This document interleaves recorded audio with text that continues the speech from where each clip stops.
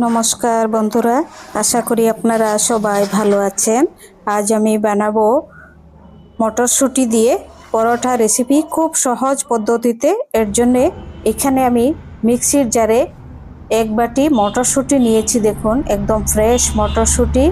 এটি মিক্সির জারের মধ্যে পেস্ট করে নেব, জল ছাড়া খুব মিহি করে পেস্ট করে নেব। দিয়ে দিচ্ছি মিক্সির জারে।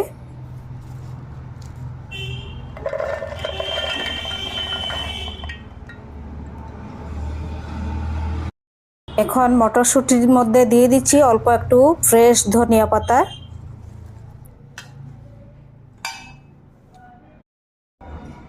তারপর দিয়ে দিচ্ছি দুটি কাঁচা লঙ্কা, এক পিস আদা। এবার এটি খুব মিহি করে পেস্ট করে নেব। পেস্ট করা হয়ে গেছে, দেখুন জল ছাড়াই কত সুন্দর হয়েছে, একদম মিহি পেস্ট হয়েছে। এখন এই বাসনের মধ্যে নিয়ে নিচ্ছি আধা বাটি আটা, হাফ বাটি আটা আর এবং হাফ বাটি ময়দা।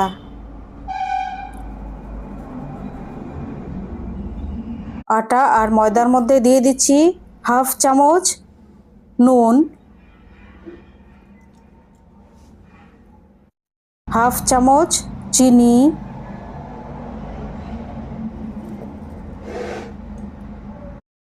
এবার দিয়ে দিচ্ছি এক চামচ সাদা তেল ময়ামের জন্যে। এবার খুব ভালো করে সবগুলো উপকরণ মিক্স করে নিচ্ছি শুকনো।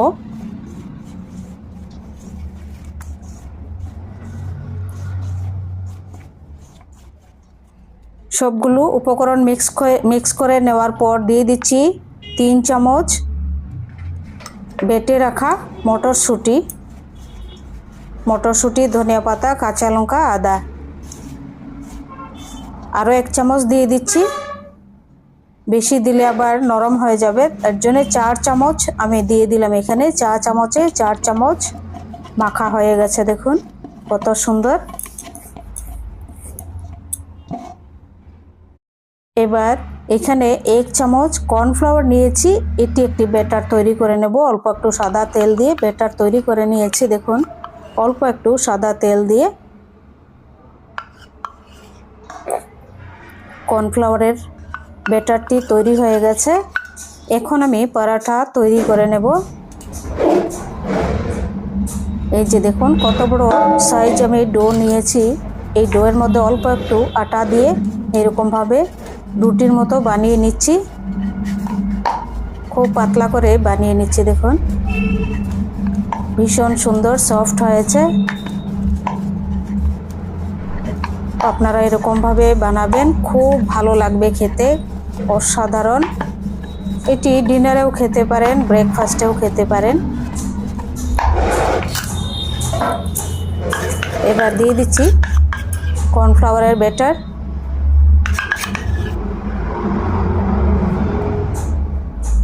সবগুলো এরকমভাবে মেখে নিচ্ছি আমি রুটির মধ্যে। তারপর এই যে দুটো সাইড এরকমভাবে ভাঁজ করে নিচ্ছি, ফোল্ড করে এরকম দুটো সাইড। তারপর আবারও এরকমভাবে ফোল্ড করে নিচ্ছি, দেখুন। এখন আরেকবার পাতলা করে আমি পরোটা বেলে নেব, অল্প একটু আটা দিয়ে।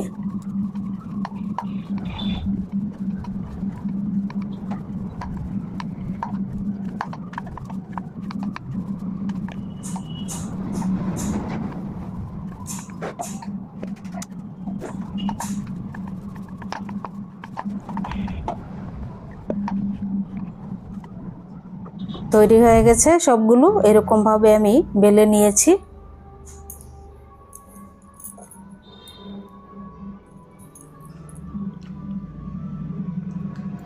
এখন ননস্টিকের কড়াইতে আমি সেঁকে নেব পরোটাগুলো। প্রথমে শুকনো সেঁকে নিচ্ছি, তারপর অল্প একটু তেল দিয়ে ভেজে নেব। সামান্য একটু তেল দিয়েছি, অল্প একটু তেল। খুব সুন্দর, দেখুন একদম নরম পরোটা। আপনারা এরকমভাবে বানিয়ে দেখবেন, অসাধারণ লাগে খেতে। দেখুন হয়ে গেছে পরোটা, আরেকটি ভেজে দেখাচ্ছি। দারুণ টেস্ট, দারুণ। অল্প একটু তেল দিয়ে দিচ্ছি, দেখুন 2-3 ড্রপ সাদা তেল। আপনারা চাইলে ঘিও ব্যবহার করতে পারেন।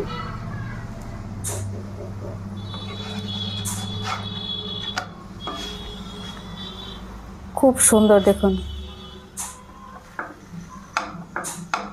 আপনাদের যদি রেসিপিটি ভালো লেগে থাকে চ্যানেলটি সাবস্ক্রাইব করবেন, লাইক করবেন, শেয়ার করবেন, কমেন্ট করে জানাবেন কেমন লেগেছে আপনাদের এই রেসিপিটি। আর অবশ্যই এরকমভাবে বানিয়ে খেয়ে দেখবেন, অসাধারণ লাগবে। এখানে আমি নিয়েছি সয়াবিন এবং ছোলার ডাল আর আলু দিয়ে টমেটো দিয়ে একটি নিরামিষ তরকারি। এটি পরোটার সঙ্গে অসাধারণ লাগবে। এরকমভাবে আপনারা বানিয়ে খেয়ে দেখবেন, খুব ভালো লাগবে।